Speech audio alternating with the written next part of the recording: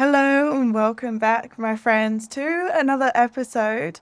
I just need to pre-frame you and let you know if you can hear some sort of background noise. I have like two fans on because it's really, really warm here. But I am here for those of you that are a nighttime eater or an evening binger. Because there's one thing that you need to know, and that's eating late at night is never actually about the eating itself. It's never about you being in the fridge at 7 o'clock or the kitchen light being on or the fact that the kids are finally in bed and the house has actually gone quiet. Because every single woman tells me that she can't control herself around food and after dinner, but what she's actually describing is something that started that very morning.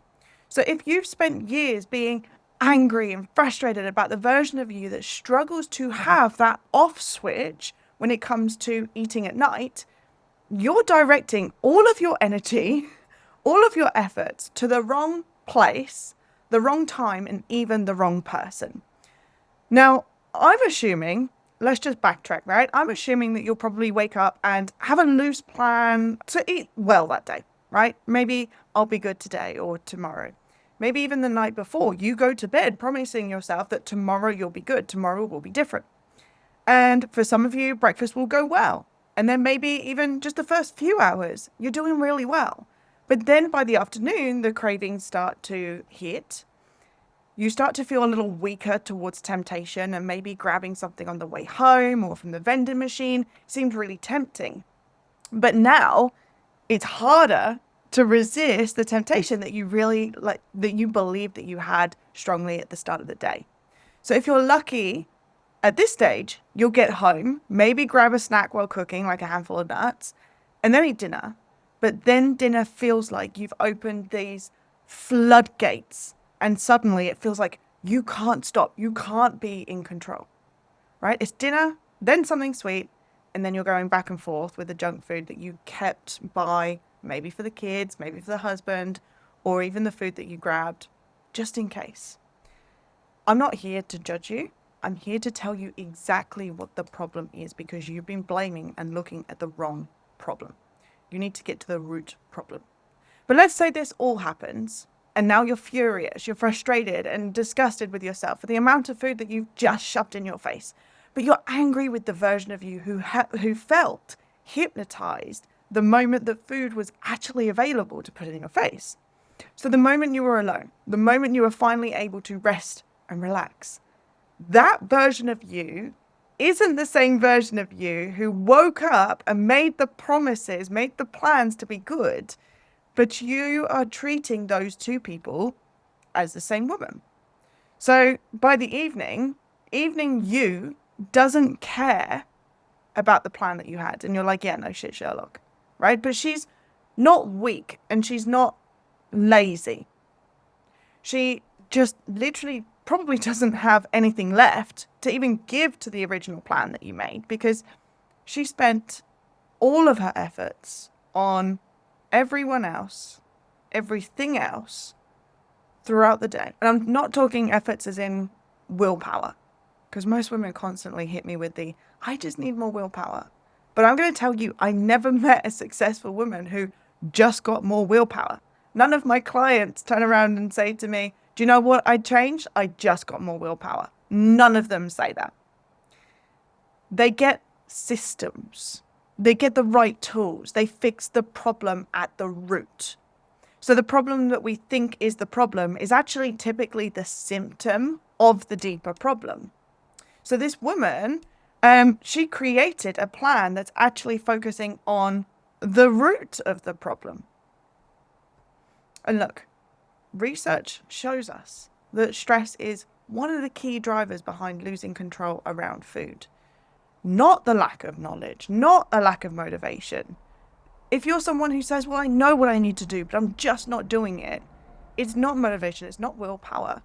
And it can typically be stress, emotions, fatigue. But more specifically, if it is stress, it's the stress and burdens that build up because you never actually address that throughout the day. So your nervous system, your body, your mind is like this pot of water on the heat.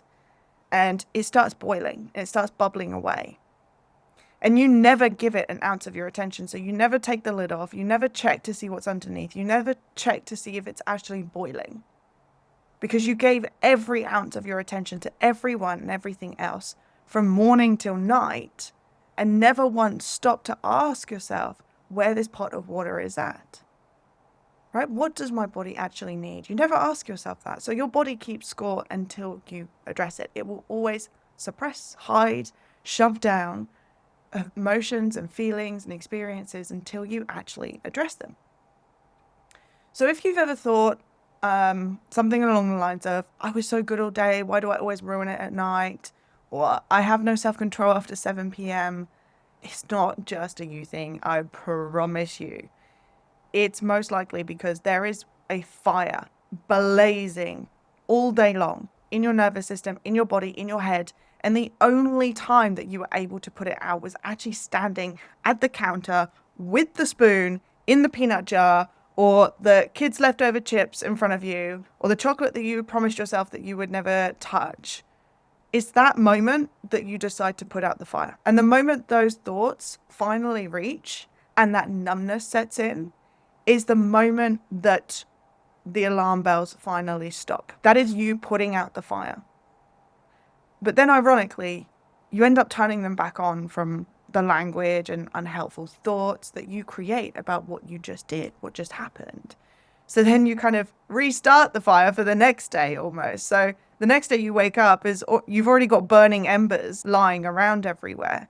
And that's not just from the stories that you tell yourself about overeating after dinner. That's also from everything else that has gone unaddressed day after day after day, month after month. You wouldn't sue a firefighter for causing more damage to your property after saving your dog from a burning building. So why would you keep picking at yourself once you've put it out? Why would you keep blaming yourself and getting angry with yourself once you've put out the fire, which is the eating, the overeating? Because most women who struggle to lose weight do this really deep, nasty self-criticism. And that is typically worse than the initial damage that was caused by the ovary.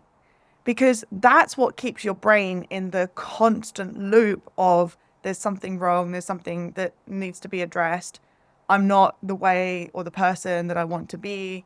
And that loop of shame, of judgment, continues with more restriction, more punishment, which obviously goes tits up the next day for many various reasons. We can't overly restrict, we can't overly deprive ourselves, we can't punish ourselves thin, because if we could, we all would, right? We would all be stick thin if we could punish ourselves and judge ourselves into thinness, but we can't. So if you don't get underneath the overeat, if you keep treating the overeating as the actual problem instead of what it actually is, you will do this again the next day, again the next week, and the next week after. And it won't matter which diet you decide to join or what you decide to do, because you can follow the cleanest whole food plant-based protocol on the planet. You can cut out every processed thing in your kitchen. You can make sure that you don't buy it in. And none of that will actually get to the root of the problem. And therefore, you will keep showing up and find ways to overeat. You will find foods to continue eating even though you didn't need it or want it. And I know this because I have coached a few women who have been whole food plant-based but continue to overeat. And specifically one, she would overeat until she would throw up. But she would overeat on things like veggies and sweet potatoes and tofu. So I cannot emphasize this enough. The mechanism isn't what's available to eat. It isn't the fact that you're around food or that you can't be trusted around food. My goodness, if you couldn't be trusted around food, you'd probably have this blanket ban across all restaurants and supermarkets and stores for eating the foods off the shelves. But you don't, right? Because you can be trusted around food. You can't be trusted to take care of what you actually need, which is the root of the problem. The overeating is the symptom. So you can lock the cupboards, you can throw out the cookies, you can tell your partner not to bring anything naughty into the house, and for a night or two, that might slow you down. But I've watched women do this for years and years, and it doesn't resolve the overeating because the problem was never really the availability of food. you'll find food. You'll find opportunities and pockets and times where you have a reason or have an excuse that sounds very valid for you to get the foods that you promised yourself that you wouldn't. Maybe that you don't fancy your food, so you'll go for the food at the cafeteria. Maybe you forgot your food and want to grab food from the vending machine because it's nice and easy. I know because I've been there where I have compiled some random ass ingredients to make something sweet. It wasn't even sweet. It was, I'll tell you what it was. It was tahini on bread, which I keep in the freezer so that I can't just pull out. Like I don't eat bread regularly. Bread is something that is very high calorie density for the volume that you get. So it is almost pointless in my diet. I just do it when I want to have something enjoyable and it fits into my diet. And I have been known to grab out a piece of bread, put it in the toaster, which takes a while, right? I'm going out of my way to toast some bread from the freezer, and I put tahini on it. Now, tahini isn't sweet. It's a sesame seed paste.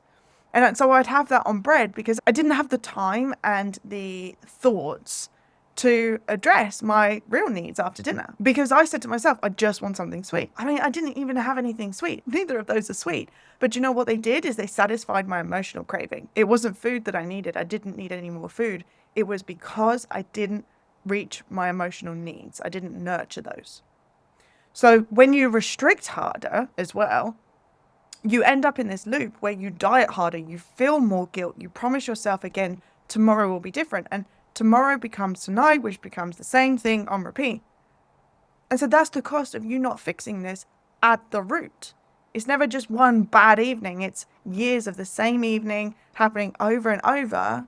And you're compounding on top the identity and belief. You're compounding down, really solidifying that like a kid with a sand bucket at the beach, right? They'll pile in the sand and then they'll stand on it and they'll squish it down and they'll press on it. And they're really compounding down. It's every single time that you do a behavior and you see that confirming your belief or your identity, confirming the person that you believe that you are or what you believe that you are capable of. You're compounding every single time you do this and fail. You're compounding on top of that identity and belief system that they are correct, that they are true. Like beliefs like you are just broken or that you're a nighttime eater, that label. Maybe that you're just someone who can't diet or that diets don't work for you, so therefore you must be broken. Or even that food is your weakness. Oh, I just like food, right? These all feel very, very personal and it feels like the truth. I get that because our beliefs and our identity is cold, hard truth until proven otherwise. And you keep compounding on, and every time you compound on is every single time you repeat that cycle and you show yourself that you are those things, right? Because it didn't work. But the funny thing is, or the ironic thing is, you're using the wrong systems to confirm that you are not good at dieting, right? Whereas if you used a different system, if you actually address the root problem, you would show yourself and you would prove to yourself that you are good at dieting. You can do this and that your body is not broken. Now, I know it feels true. It feels like a you problem because you're constantly reinforcing that belief over and over by not fixing the right problem. And the diet changes or you move things around, but the patterns will still remain stuck. They will remain the same. So every single attempt that doesn't work becomes more and more layers of evidence that those beliefs, that identity, the labels that you give yourself is true. But I'm telling you this as someone who has personally changed their identity, as someone who works with women on a daily basis to change their identity, to change their reality, that your belief system, your identity can change. We know this because people will go through phases of their life or go through changes in their life where they change who they believe they are, what they decide that they like, what they decide that they don't like. All of those are part of your identity. If you're someone who was never a vegan and now you're vegan, or never plant-based and now you're plant-based, you would have gone through an identity shift where you changed your identity from maybe a carnivore, an omnivore to a herbivore, right? So you shifted that identity. So we know that identity can change. We know it's malleable. You can change it. You can choose who you want to be. And if you're not on a wanted poster at your local grocery store and restaurants for not being able to control yourself around food, then you know that your belief is not true. So otherwise, this fundamental personality flaw would probably show up very randomly. It would show up occasionally. It would show up quite a lot. But it doesn't. It just shows up at the same time every single freaking night like clockwork, right? Every evening, once the demands of the day stops, or once you finally get a moment to yourself. So you know it's not the you in the moment. You know it's not the diet. So what is it? How can you change this? The first step that you need to be taking in relieving yourself of evening binges and nighttime eats is accepting that your evening self is a different person to the one who woke up that very morning. You can't blame her, shame her, punish her like it was the same version of you, because you are not the same. Morning you hasn't come up against anything yet. She hasn't been snapped at yet. She hasn't sat in traffic and been late yet and worried about her job. She hasn't had the same conversation for the fourth time that day with other people. She's rested. She's motivated because nothing has actually tested her and trialed her yet. Whereas evening you, she has been tested all day. She's not less disciplined than morning you. She's just carrying everything, all the burden, all the stories, all the energy from other people all day. The morning version of you didn't have. So when you set a plan in the morning or the night before to be good the next day, and expect the evening you to just do it without a specific plan to help you in the moment that the fire is about to go out, you're essentially setting her up with a totally flawed plan. So evening you is exhausted. She hasn't rested. She hasn't been able to process information and emotions, and she's tired. We live a very busy life, and you're expected to do so much and carry so much of others' emotions and to stay quiet about all of that. So morning you, she never gives herself an opportunity to deactivate the stress response throughout the day, process grief and frustration and sadness and resentment and anger or excitement or good news or bad news in any way that's actually effective. So here's what I actually want you to do instead. And I call it the 3 A's. The first A is awareness. And I'm talking more awareness than, oh, I'm hungry. I mean, actually pausing sporadically throughout the day and checking in with yourself. Asking yourself, how do you feel? Do you feel tightness or tension? What emotions are present for you? Have you been able to release these yet? What's been going on in your day that might be triggering to you? Who's been in your day that might be triggering? Are you worried or anxious about anything? Gaining awareness, in other words, noticing how you're feeling throughout the day, is a very good place to start, to begin attuning into your own body language.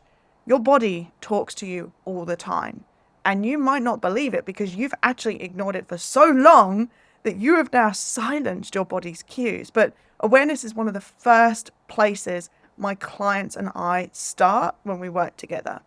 So if you feel like you've left it too late and it's already 7:30 at night and your head is already in the pantry, you've already had dinner, you can bring awareness into that present moment right then and there and sit with that for a minute. Bringing awareness to, oh my goodness, okay, this is the moment.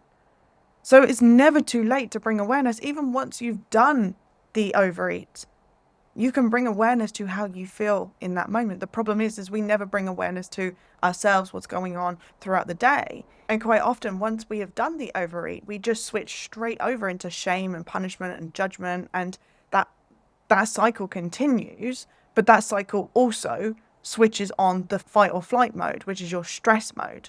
So that starts dripping cortisol into your body, which doesn't help for a good night's sleep either.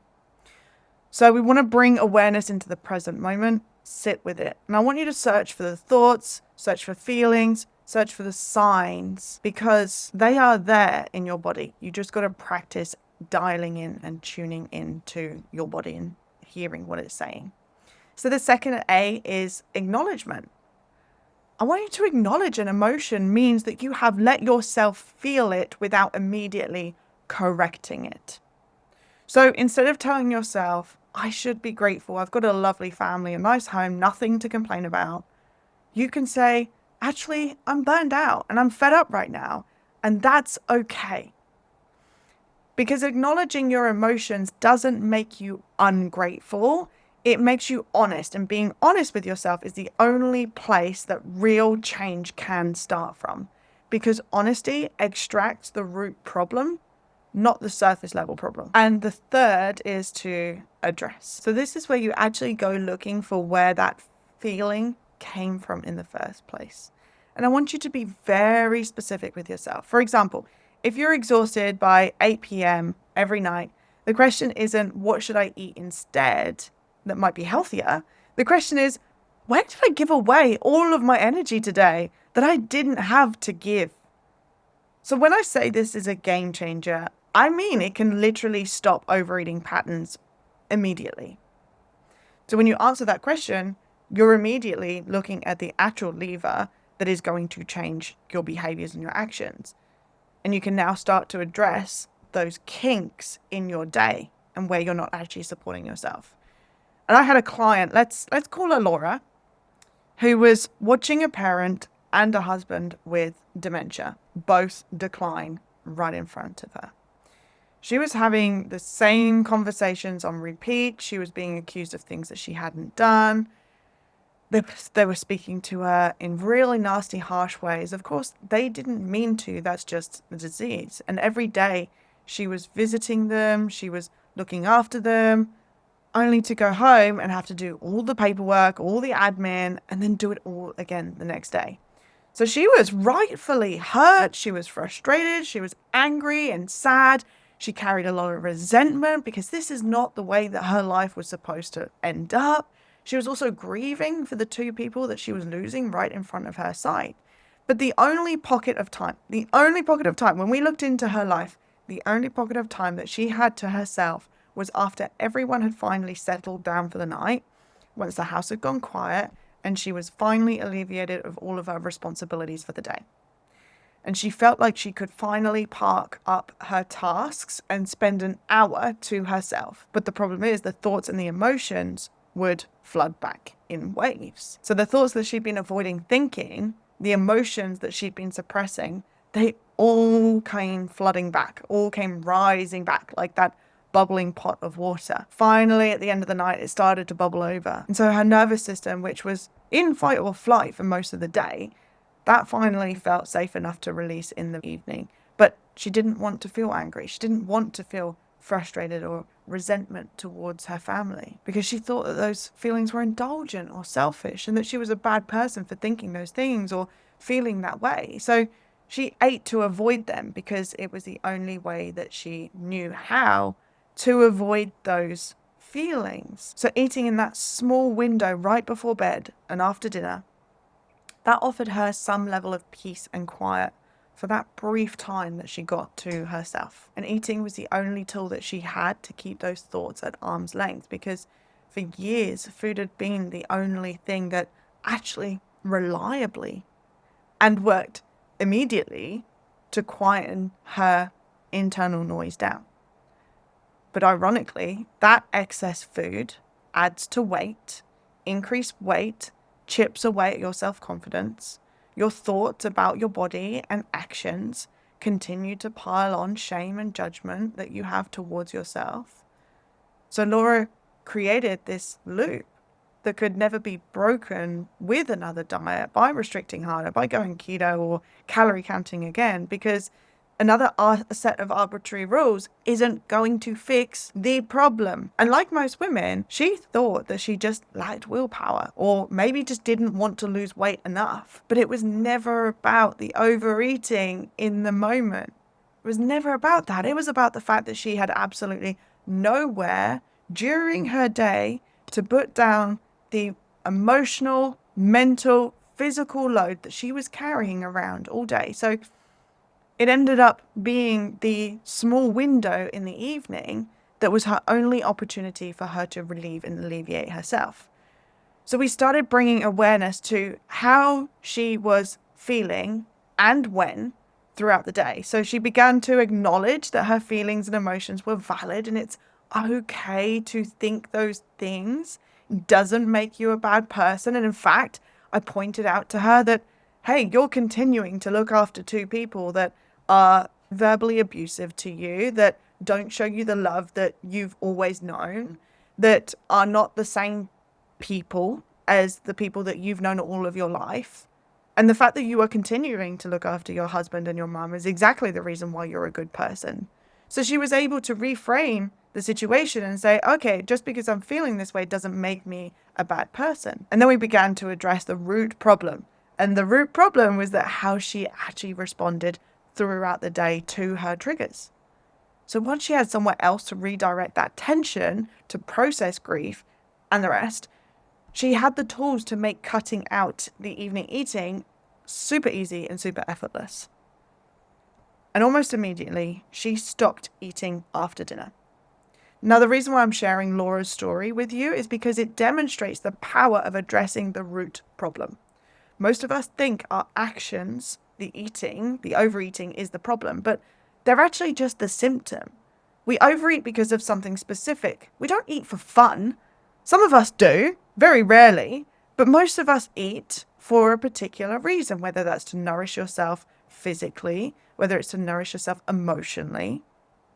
But not all evening overeating is caused by a buildup of emotional fatigue or a chronically active fight or flight response. There are many other reasons why you might overeat in the evenings, maybe after dinner or instead of dinner. And for some, it can be something like a real lack of nourishment throughout the day. For some, it could be a lack of purpose in your life. And for others, it could be a total dislike towards your life and maybe a longing for a different life. So yes, you can white knuckle your way through 100 freaking meal plans, and none of them will touch the root cause because none of them ask the question of why you needed the food in the first place. They just try to police that moment that you end up reaching for food, and policing those moments while ignoring everything that built up to it is why you keep ending back at square one, why you keep rinsing and repeating the same cycle. So it's not necessarily the diet that needs changing, potentially just your approach to how you're dealing with life throughout the day. And so that isn't a fundamental character flaw with you. It's not a personality flaw with you. It's not that you're broken. It's not that you don't desire weight loss enough. I know that you desire weight loss enough because if you're watching this, you are 30 minutes into a video training, right? That's not even a problem that you can blame overeating for. It's who you are being throughout the day. And the 3 steps to break that is to bring awareness to what's going on and check in with yourself routinely. Acknowledge how you're feeling and that that's okay. And acknowledge what's going on in your life. Give yourself less shame and judgment and more curiosity, because that's what opens the door for real change. And you've got to accept how it is with love and compassion and respect for yourself, like you would give a friend. And then the 3rd step is to address the root problem. The problem isn't you overeating. It's that you're suppressing your life stresses and triggers, not giving yourself a break, or you aren't actively changing what you don't like about your life on a day-to-day basis. And so while there are so many root problems, these are the most common ones that I see that I've told you today. So I want you to let me know in the comments if any of these feel true to you. If you are listening to this and you do recognize it in yourself, if you know exactly what I mean when I talk about morning you, making the promises that evening you can't keep, I want you to actually get to the root problem of what's happening for you specifically, because the overeating in the evening and the cravings, they are not the problem, they are the symptom.